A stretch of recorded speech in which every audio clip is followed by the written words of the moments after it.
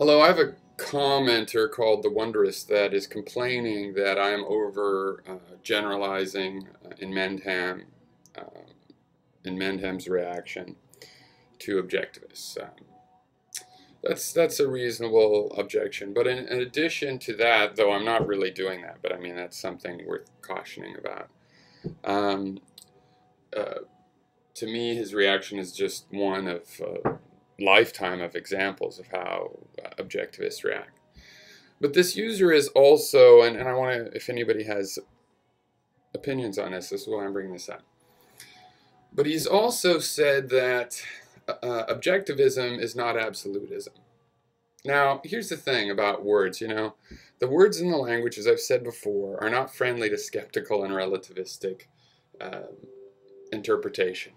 Language has believed in this absolutist theory for a long time. Words like knowledge mean absolute knowledge, not relative knowledge that could be wrong from certain perspectives. And objectivism has been the search for universals. Okay, universal is a truth that applies to all situations. It is wrong to steal in all situations. Okay, that's what the term means as far as I know. Now, if we want to replace that idea of objective reality and just say, well, no, objective reality means that we have human fallibility and skepticism, and the world is relative, and objects are not, things in the physical world are not objects like we think of them, but something much more strange, like probabilities of potential objects flying through some strange medium of probability, then okay, we could call that, objective. As you notice, I say that I am objective because I also use the term that way. I'm relatively objective. It's just that I know my objective model is a model, a mental model, a cognitive framework that I'm interpreting the world with. Okay, and and it's fallible. And my model of the world is now relativistic. But I understand we talk about the physical world as the objective world.